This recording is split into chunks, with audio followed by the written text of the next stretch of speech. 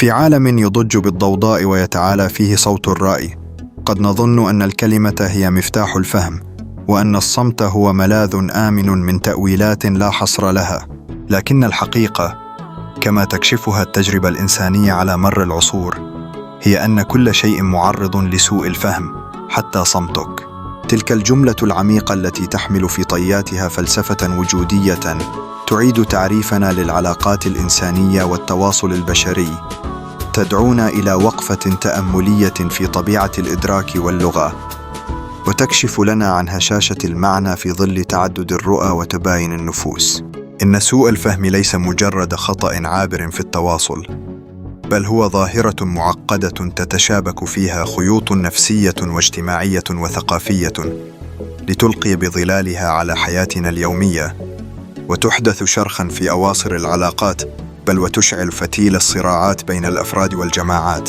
فكم من كلمة قيلت بحسن نية ففسرت على أنها سهم مسموم، وكم من صمت كان تعبيراً عن حكمة أو حياء فاعتبره الآخرون ضعفاً أو تجاهلاً. إنه فن شيطاني يتلبس بالمعنى، فيبدله ويحوله، ويظهر لنا وجوهاً لم نقصدها، ويسمعنا أصواتاً لم ننطق بها. أسباب سوء الفهم: متاهة من الأوهام والافتراضات. لتفكيك لغز سوء الفهم، لا بد لنا من الغوص في أعماق العوامل التي تسهم في نشوئه وتطوره. إنها ليست عوامل فردية بسيطة، بل هي شبكة متشابكة من الظروف التي تحيط بالرسالة والمرسل والمستقبل. أولاً، تباين الخلفيات الثقافية والاجتماعية يعد من أبرز الأسباب. فما يفهم في مجتمع ما على أنه سلوك مهذب، قد ينظر إليه في مجتمع آخر على أنه خرق للآداب. العبارات الاصطلاحية والإيماءات وحتى نبرة الصوت كلها تحمل دلالات مختلفة باختلاف الثقافات. فمثلاً، إشارة الإبهام لأعلى في بعض الثقافات تعني جيد أو موافق، بينما في ثقافات أخرى قد تعتبر إشارة بذيئة. هذا التباين يخلق فجوة عميقة في الفهم المشترك، ويحول أي تواصل إلى حقل ألغام محتمل. ثانياً، الاختلافات الفردية في الإدراك والتفسير تشكل عاملاً محورياً. كل إنسان يمتلك عدسة فريدة يرى بها العالم. تتشكل هذه العدسة من تجاربه الشخصية وقناعاته ومشاعره ومزاجه في لحظة التواصل. هذه العدسة تفلتر المعلومات وتلونها، مما يجعل التفسير الذاتي هو الحاكم على المعنى الحقيقي. فما يراه شخص على أنه إيجابية قد يراه آخر على أنه سلبية، وما يعده أحدهم مزاحاً خفيفاً قد يدركه غيره على أنه تهكم قاس. هذه الذاتية في الإدراك هي التي تحول المعنى الواحد إلى معان متعددة تشبه ألوان قوس قزح، كل لون له ظلاله الخاصة. ثالثاً، غياب السياق أو نقص المعلومات يعتبر وقوداً لسوء الفهم.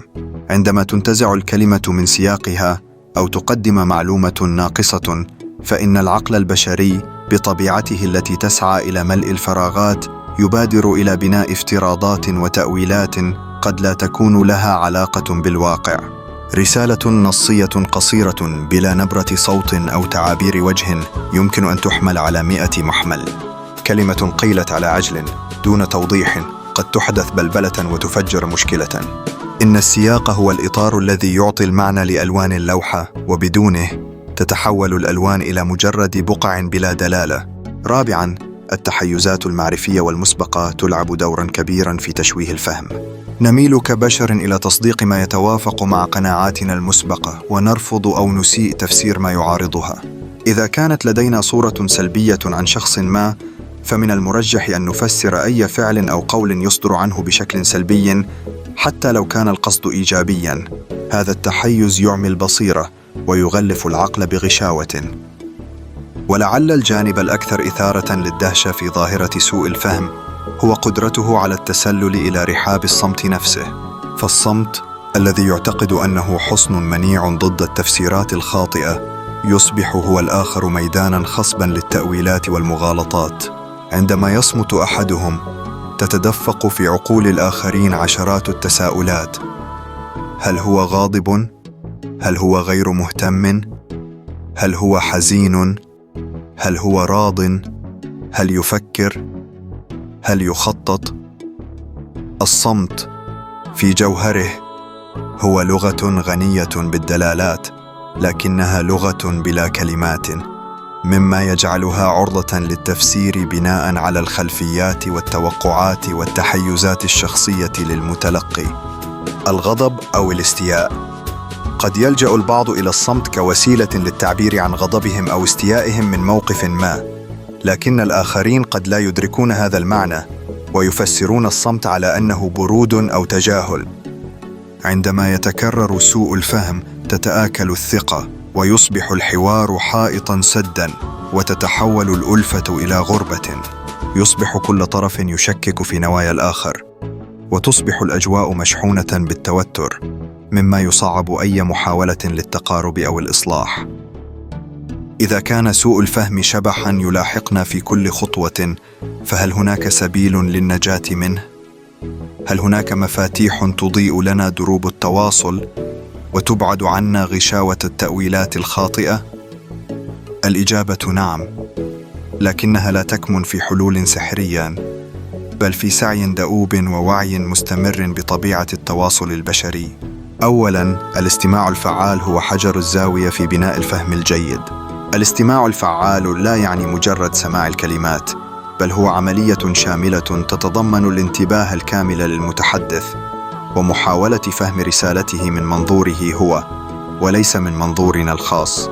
يتطلب ذلك طرح الأسئلة التوضيحية والتلخيص للتأكد من الفهم، والانتباه للغة الجسد ونبرة الصوت التي غالباً ما تكشف عن معان خفية تتجاوز الكلمات. إن الاستماع الجيد هو بمثابة مرآة تعيد للآخر صورته ليدرك هل وصل ما أراد إيصاله أم لا. ثانياً، الوضوح في التعبير يعد ضرورة لا غنى عنها. يجب أن نسعى جاهدين لصياغة رسائلنا بوضوح مع تجنب الغموض والتعميم. استخدام لغة بسيطة ومباشرة، وتجنب المصطلحات المعقدة أو العامية التي قد لا يفهمها الجميع، يسهم في تقليل فرص سوء الفهم. الأهم هو أن نكون واعين بسياق المتلقي، ونكيف رسالتنا بما يتناسب مع خلفيته الثقافية والمعرفية. إذا كان هناك احتمال لسوء الفهم، فمن الأفضل التوضيح والتكرار بطرق مختلفة. ثالثاً، التأمل والتروي قبل الحكم يمكن أن ينقذنا من الوقوع في فخ سوء الفهم. عندما نصادف رسالة أو سلوكاً يبدو لنا غريباً أو مسيئاً، يجب أن نتوقف للحظة ونتأمل في الاحتمالات المختلفة بدلاً من القفز مباشرة إلى الاستنتاجات السلبية. قد يكون هناك تفسير آخر لم ندركه بعد. هذا التأمل يساعدنا على تجاوز تحيزاتنا المسبقة، ويعطينا مساحة للتفكير العقلاني بعيداً عن انفعالات اللحظة. رابعاً، التعاطف ووضع النفس مكان الآخر هو جوهر الفهم الإنساني. أن نحاول أن نرى العالم من عيون الآخر، أن ندرك مشاعره وتجاربه، أن نفهم دوافعه، كل ذلك يساعدنا على تجاوز حاجز الأنا والوصول إلى فهم أعمق للمعنى الذي يحاول إيصاله. التعاطف لا يعني بالضرورة الموافقة، بل يعني الفهم. عندما نتعاطف نفتح قنوات جديدة للتواصل، ونصبح أكثر قدرة على فك شفرات الرسائل غير اللفظية وحتى الصمت. بعد كل هذا الحديث عن سوء فهم الصمت، من المهم أن نشير إلى أن الصمت عندما يفهم يمكن أن يصبح بلاغة لا تضاهيها أي كلمة. هناك مواقف يكون فيها الصمت أبلغ من أي خطاب، وأكثر تعبيراً من أي جملة. فعندما يصمت صديق حزين إلى جانب صديقه في لحظات الشدة، فإن هذا الصمت يصبح تعبيراً عن التضامن والمساندة التي لا تحتاج إلى كلمات. وعندما يصمت حكيم أمام تساؤلات وجودية، فإن صمته يوحي بالعمق والتأمل، ويشير إلى أن بعض الحقائق أعمق من أن تحيط بها الكلمات. وعندما يصمت عاشق أمام جمال محبوبته، فإن صمته يكون تعبيراً عن الذهول والإعجاب الذي يعجز اللسان عن وصفه.